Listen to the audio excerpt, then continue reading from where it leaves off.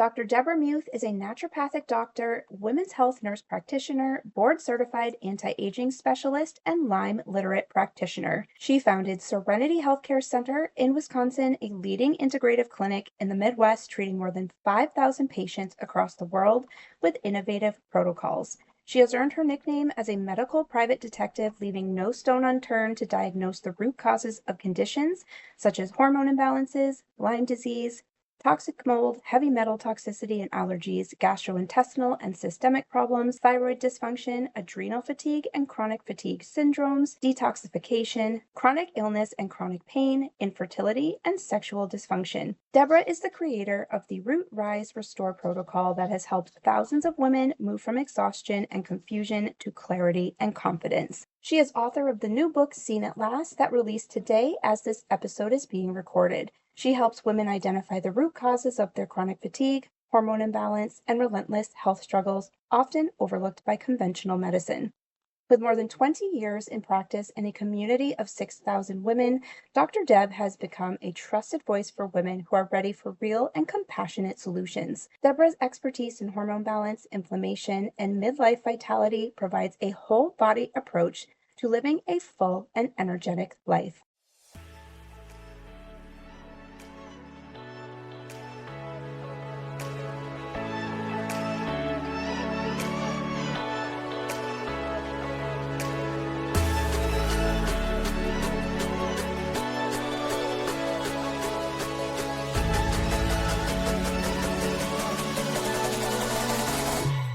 Have you tried everything to eliminate autoimmune symptoms like joint pain and digestion issues without relief? Are you struggling to keep up with the demands of life due to chronic fatigue? Does chronic pain keep you from doing the things you love in life? If you are feeling defeated and hopeless, you are not alone. I am Ashley Cavolo, a busy working mom who once struggled with debilitating autoimmune symptoms. I too felt like giving up after trying every possible solution without relief from symptoms like joint pain and stiffness, painful digestion issues, relentless chronic fatigue, and embarrassing brain fog. Until it was time to stop allowing the pain to control my life. I dove into the root cause of autoimmune diseases and was shocked to find the answer is not found in endless doctor visits, harsh medications, expensive supplements, or strict food lists. The secret to healing autoimmune symptoms is found within the specific habits that reduce inflammation and heal symptoms quickly and naturally. I applied what I learned and found relief from my symptoms in a matter of weeks. 7 years later, I am living a pain-free life free of autoimmune symptoms. I turned this discovery into a self-paced program called the Autoimmune Reboot, where I share my secrets and my step-by-step process to help you heal your symptoms quickly so you can live a pain-free life. This podcast is for you if you are ready to eliminate joint pain so you can jump out of bed every morning pain-free. Heal and maintain a healthy gut so you can enjoy your favorite foods again without that uncomfortable bloat.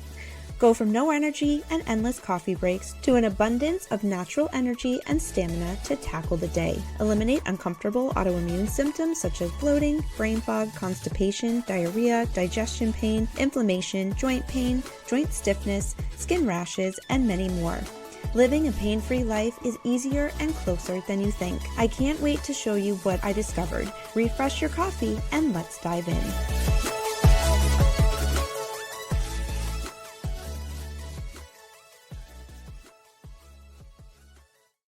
Welcome back to the show. Today I have Dr. Deborah Muth. Deborah, welcome to the show. Thank you for having me. It's a pleasure to be here. You are known as the medical private detective, as one of the leaders in the functional medicine space. You are known for driving into the root cause of chronic diseases, hormonal issues, and thyroid issues, just to name a few. You help women get to the root of their chronic diseases. Deborah, can you tell us how you got started and what led you down this path? Yeah. So I started out, like most of us in functional medicine, in very conventional medicine. I started out as a women's health nurse practitioner, loved what I did, worked fertility and OB-GYN. That was my love. And I started learning from people that were coming from other countries this herbal remedy type things that they did to manage their pregnancy symptoms. And I was so surprised because in the US, we don't give women anything, right? And these women were doing teas and herbs and things like that, and they were managing all their symptoms. And that really started to intrigue me about how things worked and how we could do things naturally.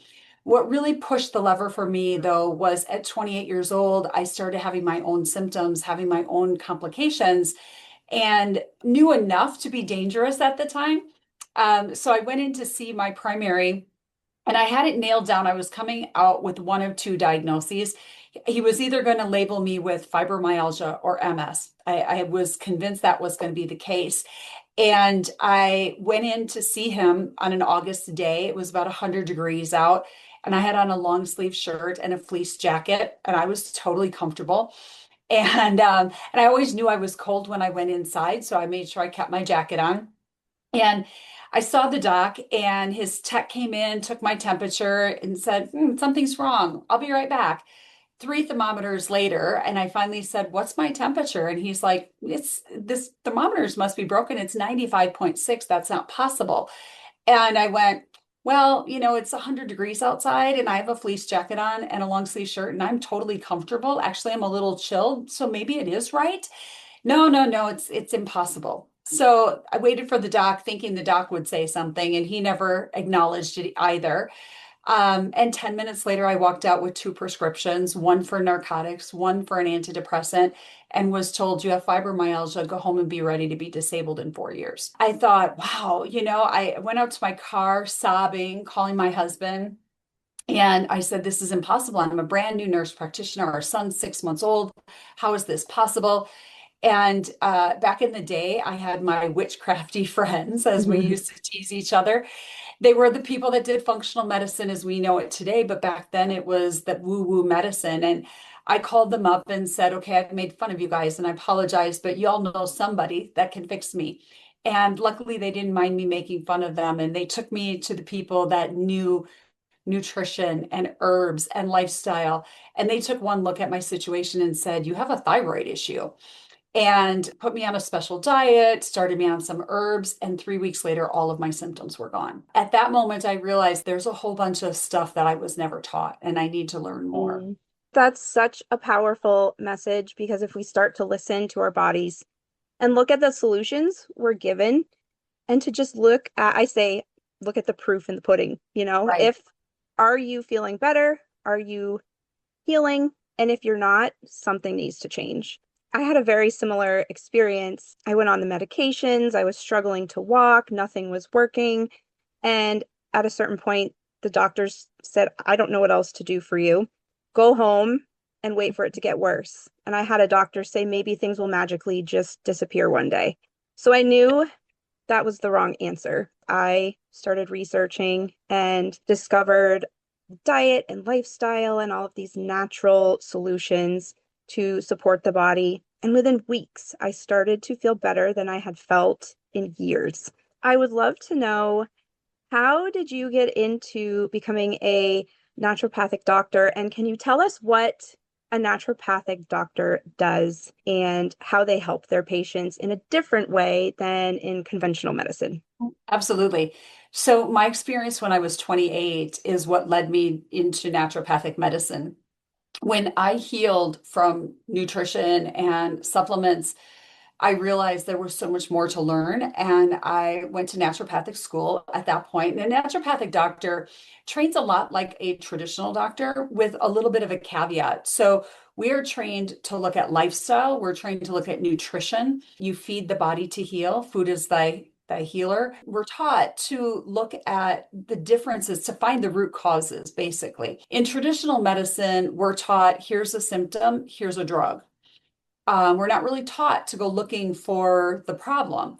Although we oftentimes know what the problem is, or we do some tests to find the problem, we're not really digging further. So for people like your listeners who have an autoimmune disease, that doesn't typically happen overnight. This is something that you have red flags long before a diagnosis ever occurs. And unfortunately, for many people, it's 25, 50, 100 doctors before they even get a diagnosis of an autoimmune disease because they have all these symptoms that don't make sense. And nobody's putting the whole picture together because we have the rheumatologist, the neurologist, the gastroenterologist. We have all these specialists that are looking at a part of your body, but no one person that's looking at all the parts of your body. And a naturopath does that. They take and hear your entire story and they look at your body as a whole instead of as a compartment. And so that's how we're very different. And then we're taught to say, okay, diet, lifestyle, stress management, herbs, nutrition, supplements, feeding the body from that aspect can heal it.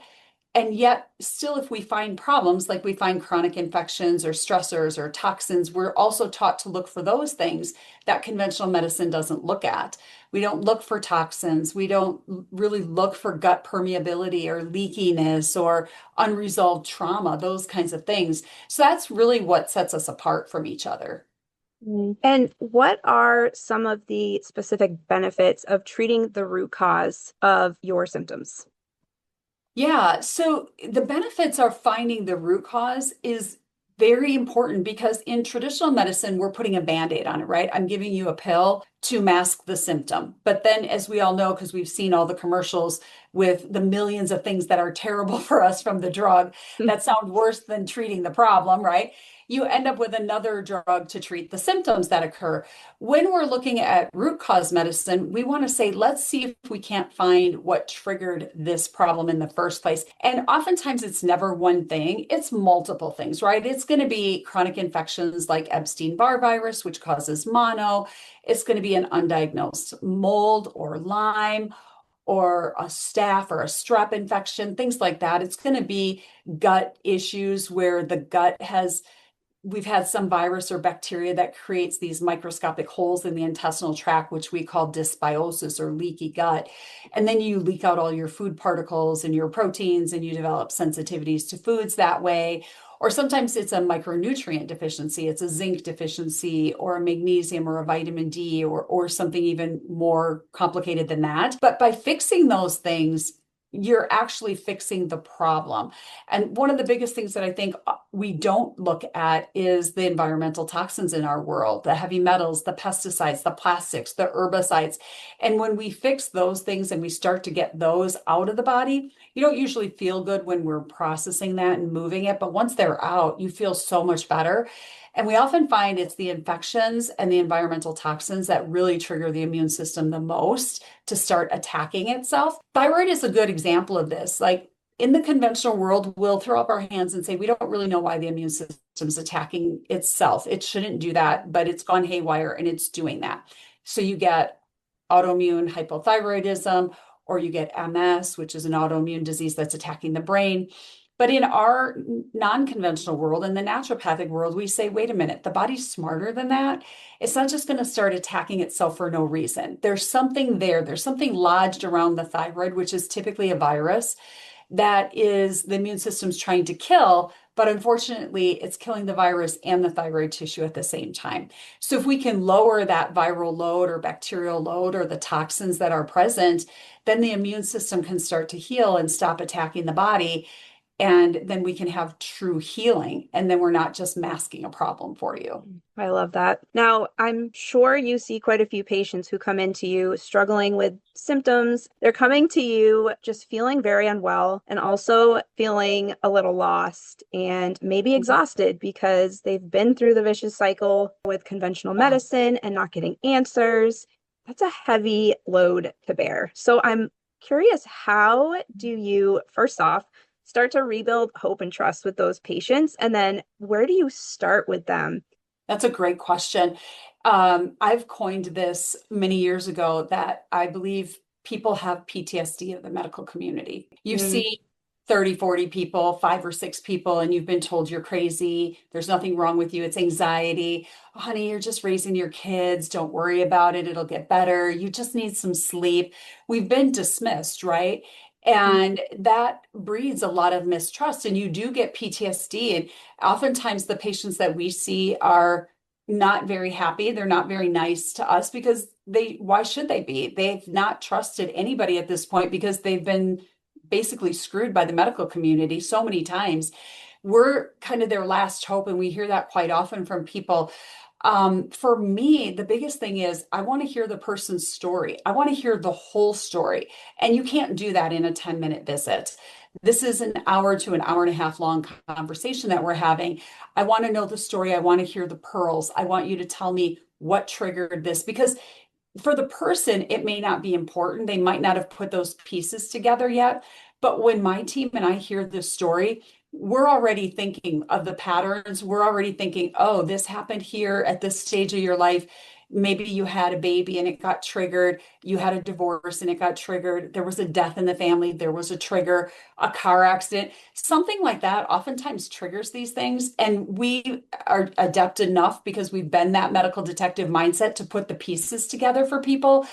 And I really want people to understand not to give up. Like, I understand you've seen lots of people, but don't give up. You will find the right person, but it also takes a little bit of work on your part with your own intuition. If you walk into an office and somebody is not paying attention to you and you have a 10-minute appointment and they're going to cure you, that's not going to happen. Not going to happen in 10 minutes. You have to build that relationship. You have to build that trust. Every one of my team and I have been through a situation where we've had to be vulnerable to the medical community, and we've all been, seen and not heard for sure. So we understand what that's like. We actually have a trauma coach on staff with us for people who really have suffered some severe traumatic injuries as a result of their journey, whether it been physical or emotional. So I think it's really important to find somebody that's been where you're at and at least understands it and is willing to work alongside of you and not dictate to you. That's the biggest thing. You don't want somebody that's dictating, you want somebody that's partnering with you to get better. I think that's one of the best ways to build trust is to listen to people. And we certainly don't get that in conventional medicine. So that's a beautiful thing that you are doing. Are you seeing an influx in patients coming in with autoimmune disease issues and symptoms? Yes, we're seeing a lot more of it these days than we've ever seen before. We're seeing a lot more complex cases since 2020. I'm seeing cases that I have to refer out to specialized neurologists who are also seeing very rare things neurologically that have happened since we had the pandemic, and they're much more difficult to address. Things that worked in the past are not working the same way that they did before. It is a bigger challenge, and I'm seeing a lot of multiple autoimmune diseases that are triggered. So somebody who had, say, an autoimmune thyroid disease and was managing it really well is now maybe uncontrolled, or now they've developed lupus or Sjogren's or autoimmune gut issues, celiac, things like that, triggering multiple things, a lot more brain autoimmunity as well, MS. We're seeing a lot more neurological things, Parkinson's, dementia, Alzheimer's, ALS, all of those autoimmune things are becoming much more rampant. And I know you did touch on this earlier in the conversation, but what do you think is contributing to that increase? I think the virus that we were exposed to several years ago is definitely a contributing factor to this. It's reactivating other viruses in the body. It's called molecular mimicry. That's been researched. It's been proven that that can happen. And when it's reactivating some of these other viruses, they're stronger together than they are by themselves. So they share each other's genetic makeup, which makes them stronger and much more difficult to address. And so in part, we're seeing a lot of it from that. I think our environment too is playing a big role. The number of chemicals that we're exposed to every single year, the new number of chemicals that are being put into our environment every year. The latest number I saw last week was like 165,000 new chemicals added to our environment every year. And what people have to understand is none of these chemicals have been studied together. If they've been studied at all alone, they've never been studied used together, and they're used together in our environment all the time. So we really don't understand what is going to happen to us when we're exposed to multiple chemicals at one time. Yeah, it's scary to be honest. And I've seen many studies are not even done on human beings per se. Now, there's one thing I did when we talk about triggering symptoms and autoimmune disease and chronic disease. What have you seen and experienced in your practice when it comes to hormones and birth triggering autoimmune diseases? It's quite common and really well known that the birth and the transition of the hormones from being very high during pregnancy to dropping down to nearly nothing right after birth is common to trigger an autoimmune thyroid issue. We see it quite often, especially with Graves' disease. So that fluctuation in hormones itself can cause that to happen. The birth itself is considered a trauma, even though we don't look at it that way, although some of us think that, and we very much remember that trauma. But it is known to be a trauma, and any type of traumatic injury like that or traumatic experience like that can trigger the immune system to do things unusual. Now, the other time we often see hormones play a big role in autoimmune disease is in perimenopause and menopause. So, specifically, as women lose estrogen, we will see a rise in autoimmune disease, especially neurological conditions like MS, because of the lack of estrogen. And so, if any time in your life there's a significant decline of estrogen, we can see that autoimmune disease become triggered. And oftentimes that's why you'll see women triggered and diagnosed with MS after the age of 50 because they don't have that protective estrogen. Estrogen is very protective to the coating around the neurons in the brain called myelin. And when that coating is stripped away, then the myelin can be exposed. And then that's when you start to see more of those neurological symptoms occur. So hormones definitely play a significant role in this. I would love for you to touch on birth control as well, because I had a personal experience after going through trial and error of healing my autoimmune symptoms. And then all of a sudden, these hormone issues popped up. I was having terrible night sweats. I wasn't sleeping. I was anxious.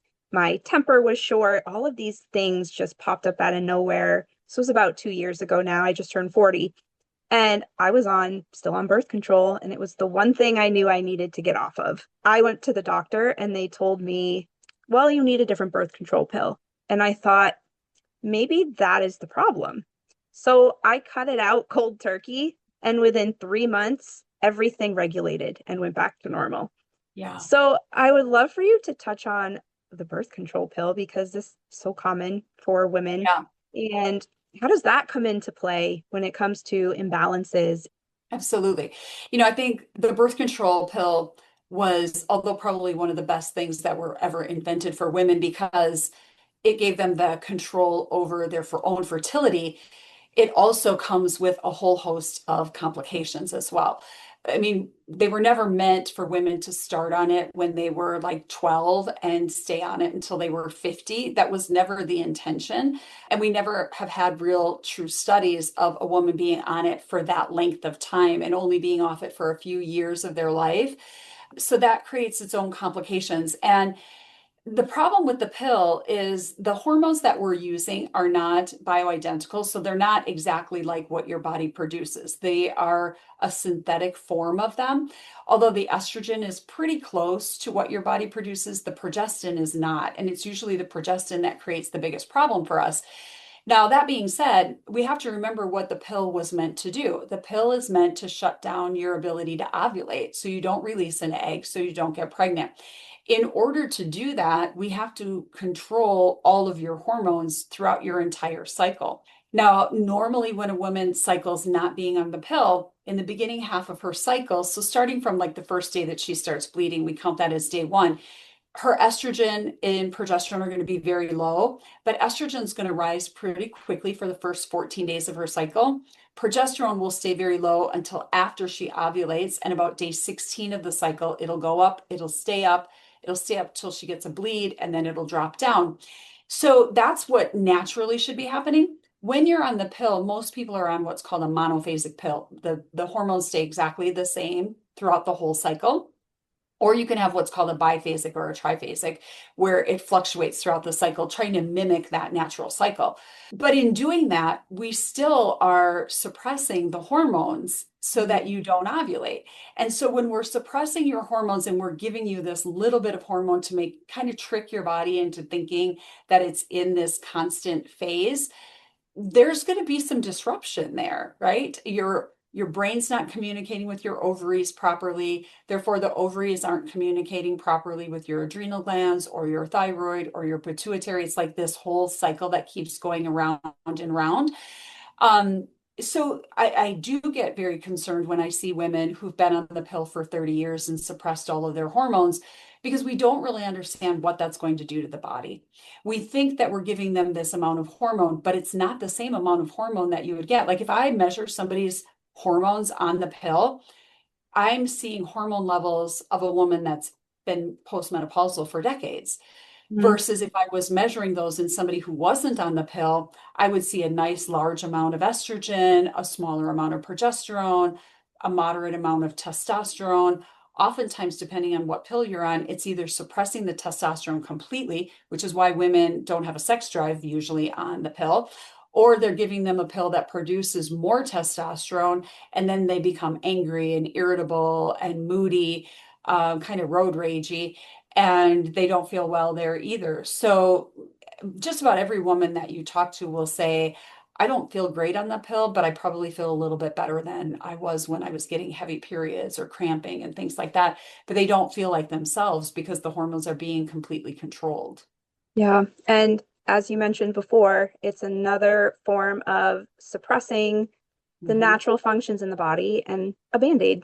I would love for you to talk about synthetic supplements, health and wellness products that claim to have all these incredible effects on the body that are created in a lab. I think there are some supplements that are great for us and some that are not. The problem we have with supplements is nobody's really checking to see if you need these supplements or not and how much do you need. And then when we talk about the quality of these supplements, that's the biggest thing.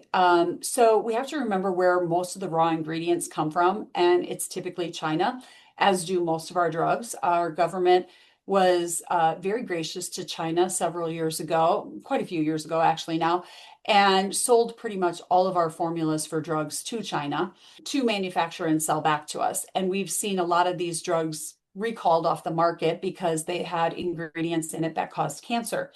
Well, a lot of our ingredients that we put into our supplements come from the same source. And whenever there's big money involved, you are going to have nefarious players. And I remember talking to Carrie Bone, who's an herbologist, an expert herbologist who I trained with in Australia. And he was telling us about when he buys his raw ingredients for his herbs, he always checks multiple layers of the barrel. So the herb comes as a dried herb in a barrel, and everybody tests the top of the barrel, and that's where everybody puts their best ingredient. But he said what a lot of these companies will do is they'll layer the barrel. So they'll put crappy ingredient on the bottom, a better ingredient in the middle, and their best grade for an inch or two on the top. And you'll take a little bit off the top and you'll measure it and you'll be like, yep, this barrel is great, no problem. But you never tested down to the bottom of the barrel where you had not good quality product.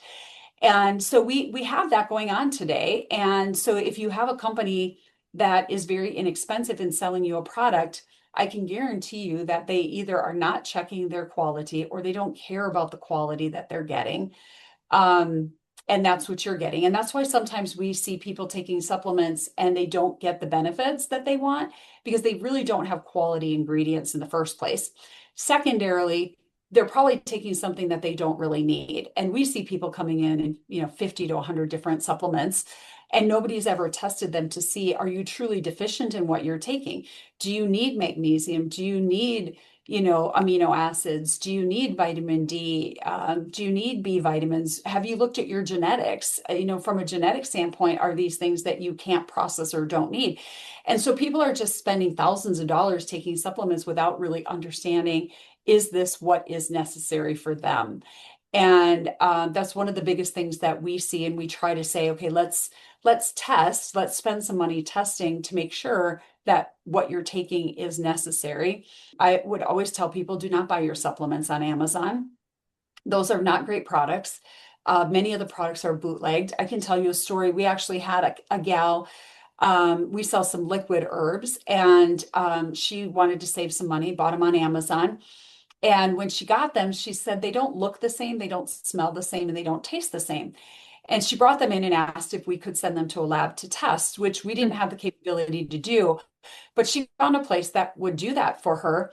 And the bottle looked exactly like the manufacturer that we sell. And when the report came back, there was absolutely nothing in that bottle that was the same, because she took one of ours and the one she bought from Amazon and had them both tested. They were not at all the same. What she was getting from Amazon was nothing more than tinted water. Wow. And so that kind of thing happens. It's, there's a lot of people trying to make a lot of money. And I'm not saying all of them are that way, but you do have to be very careful. So we recommend that if you are going to use supplements, to use what's called nutraceutical grade. It's similar to pharmaceutical grade, but these are companies that are reputable. They follow FDA and USDA standards. They check their products. They make sure they're doing quality research. I mean, they're really above board companies. And typically these companies only sell to practitioners for that specific reason. They are a little bit more expensive than what you're going to find on Amazon or at Walmart, but at least you're going to get what it is that they say they're going to give you. And that's really important. That is incredibly helpful. And you did mention something interesting is the genetics. And now I talk about the fact that they say 10 to 20% of your health is based upon genetics, the rest is lifestyle, but we know that our lifestyle and habits can also affect that 20% in either direction. What are some of the benefits of digging into your genetics to support your health? Yeah, that's a great question. Genetics is a hot topic, and some people like it and some people hate it. And it's been around for a while. 23andMe kind of got it started. And now there's a whole bunch of companies that do it and give us a lot of good information. I think the thing people need to understand with genetics is that just because you have a gene mutation doesn't mean that you're going to trigger a disease. That's first and foremost. What nutrigenomics, meaning we're looking at your genetics to see how we can manipulate lifestyle, diet, nutrition, stress. How can we manipulate those things to make your genetics work for you, or how exposures to those environmental things are going to work against you? That's really the important thing. So there are a couple of genetic tests that you can get traditionally through like Quest or LabCorp without having to do a full gene study, and that's MTHFR, which is always a popular discussion. But I will tell you that is just such a small piece of your genetic makeup. It is really good. Like if you're double mutated MTHFR, well, there's certain things we need to look for: depression, anxiety, folate, homocysteine, cardiovascular issues, stroke. That is a big thing. And knowing that is really important. But just because you have the mutation doesn't necessarily mean you're going to get the diseases that go along with that. That you need an environmental trigger to have that happen. Same thing with APOE. There's an APOE gene that's been used for cardiovascular disease and to look at your risk for dementia and Alzheimer's disease. And if you happen to be an APOE double 4, your risk for Alzheimer's and dementia is about 35% compared to the average, which is, maybe less than 17. So there is that indication, but it also means that you probably don't process things as well. And so we want to limit dietary restrictions of fat. There's certain exercise you want to follow. So there are some of these things that we can do to help prevent the disease from actually occurring then. And then with nutrigenomics, it's an interesting story. So I had a couple that had their genetics done from 23andMe when it first came out many years ago. And we had both mom and dad, and we had all the kids. And one of their kids did not match mom and dad. And we kind of went, I wonder if she's adopted. And so we pulled mom and dad aside and asked, is she adopted? Because she's not matching you and your husband. And they went, no. And we said, okay, any fertility treatment? Is she a donor? No. And we were like, okay, what is going on? This doesn't make any sense. And the only thing that we can contribute to is that she had a trigger, an environmental trigger that changed her genetic makeup. And this was rather new. We didn't know a lot about this at the time. This was probably 15 years ago. Now we understand that that can happen and it can flip your genetics, but it can also flip them back on or off as well. But so sometimes, things happen with genetics that we look at that we don't expect to see. And other times we can look at it and say, this is great. Now we know exactly how to support your body, what supplements you need for life, what supplements you can take on and off, what diet you should follow, where your stress is at, what type of exercise you should do.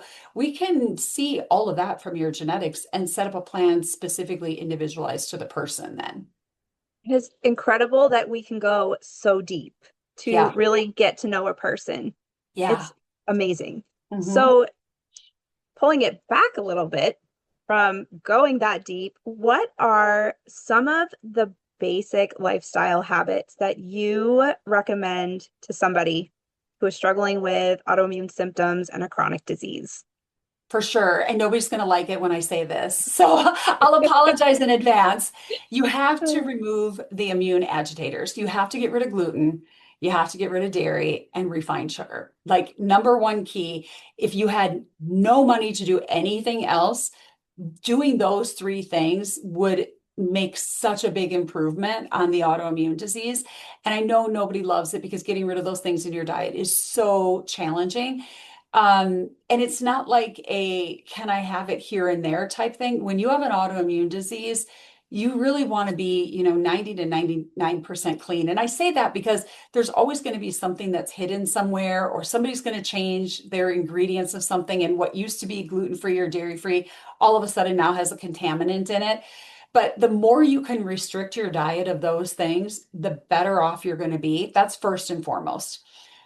Second from that, I would say omega-3s are really important and antioxidants for yourself. So things like green tea, vitamin C, acai, any of those kinds of things are really important with autoimmune disease. And then third, and this is a big one too, is gut restoration. Like we have to have your gut working properly because the gut and the brain work together, and about 75 to 80% of your immune receptors are in your gut. So you really have to have a good functioning gut. Those would be my top three. I talk about this as well. And one of the big questions most people ask is, do I need to be gluten-free, sugar-free, dairy-free forever? Is it possible to get back to a regular diet? I mean, it's possible to get back to a regular diet, but my question would be why? Why would you want to? We know gluten's inflammatory. We know that dairy works on the brain like morphine. So you're constantly under a narcotic effect. We know white refined sugar is worse for you than heroin is. More addictive, more complicated, causes heart disease, causes Alzheimer's, dementia, all of these complications. So the question is, why would you want to do that? Yes, I get it. And does that mean that you can't ever have that wonderful birthday cake or wedding cake when you're better? No, you can have it, but it's something you're going to do on a very rare occasion. It's not going to be something that's going to be in your diet every single day forever, right? And multiple times a day. That's the other insult that we have. We have gluten multiple times a day. We have sugar multiple times a day, dairy multiple times a day. So you're just blasting your body with things that are toxic for you, making you worse. And once you start feeling better, I get that we want to go back to having that great cheese or that great bread, but it really is going to be an insult for you. So if you want to stay as healthy as you can for as long as you can, I would say, yeah, you want to stay off of those as much as you possibly can. Yeah, I have to agree with you. And the light at the end of the tunnel that I think is important to mention is, like you said, if you're following this lifestyle regularly on a daily basis, you can eventually get to the point where you can have a little bit of birthday cake. Today, there's so many great gluten-free options and dairy-free options than there were. Like my daughter was diagnosed with celiac when she was 17. She's now 34. There was not much. We had bean flours. Talk about disgusting. Trying to make something with that was horrible. So we have a lot of alternative options that are really good these days. And if you want your sweeteners, use monk fruit or stevia or honey or molasses. you can make really amazing things with those type of sugars that are not going to trigger you like white refined sugar does. So it doesn't mean you can't have beautiful treats. It just means you have to find a way to do it differently and more healthy. Yeah, this was so great. So I have one last question for you. Yeah. If someone is struggling and they are struggling to believe that healing is possible, finding relief from their symptoms, what is one message you would like to share with that person? I would say this, the women who heal the best aren't the ones who find magic in supplements. They're the ones who stop outsourcing their intuition. They start following their gut. They start taking control of their own health and they start being the orchestrator of it so that they control it and they control all of the healthcare around it. They work with the people that are the best. They work with people they connect with, and they don't just keep buying the latest and greatest supplement that they see on Facebook or Dr. Oz recommended or this person recommended. Stop chasing that because there is no magic in those. It is truly in your own healing and what you know to heal. I did want to ask you about your new book, Seen at Yeah. Last. Can you tell us what is in the book and where can we find it? Absolutely. I'm so excited because today it's dropping to Amazon. So I'm super excited to be on your show today and celebrate that with you guys. So my book, Seen at Last, is a culmination of my story and several clients' stories. And I walk you through the Root, Rise, Restore protocol. So it's a protocol we use in our office, how to find the root cause, what to look for, what tests to ask for, and then how to repair, how to restore. And there's all kinds of resources in the book, not just protocols, but resources for groups that you can join. There's an invitation to join my Facebook group, which is free. It's a free community called Seen at Last. And it's a group of women that are supporting one another, sharing their stories. My goal with the book really is to start a movement to change women's health, to stop being dismissed, stop being told it's all in our head, and really start making healthcare practitioners look at us differently. There's some shocking research in there about how women are treated, why we're treated, the research that's never been done on us, and we're just, smaller beings of men. So some of that might irritate a few people when you learn what's really going on there. But the book it's really an amazing book, and I think people will find it very helpful to heal your own self or somebody that you know. That is amazing. And I know you have some great resources on your website as Yeah. well. What can people find there on your website for resources to help them? Absolutely. So if you go to serenityhealthcarecenter.com, you will find a variety of ebooks that I've written, books on hormones, genetics, peptides, exosomes, neurotransmitters. They're all free for you to download and share with whoever you like. We have tons of blogs, lots of information. There's video series in there. Just a whole host of information. You can also find me on my own podcast called Let's Talk Wellness Now, where I deep dive into a lot of different medical issues and share what I think is going on in there. And that is also free, but you can join in and listen there. We drop new episodes a couple of times a month. So there's lots of different places that you can find free information that's going to be helpful for you. Oh, this is wonderful. Thank you so much for being here. I appreciate it. And I'll share all the links so the listeners can follow you. Thank you so much for having me. It's been a pleasure.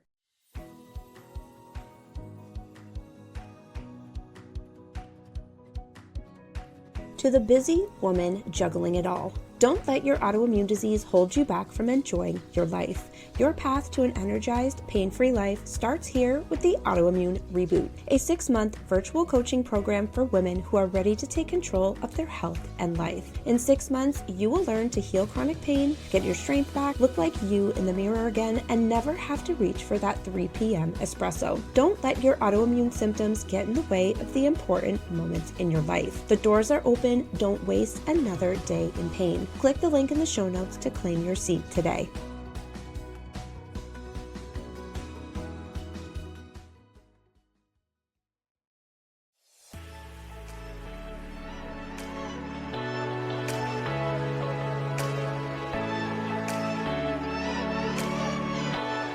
I hope this podcast has helped you in your autoimmune journey. If you find value and inspiration in this episode, please leave a 5-star rating and review and share the episode with a friend. When you do, you are helping this podcast reach people around the world who are ready to live a pain-free life.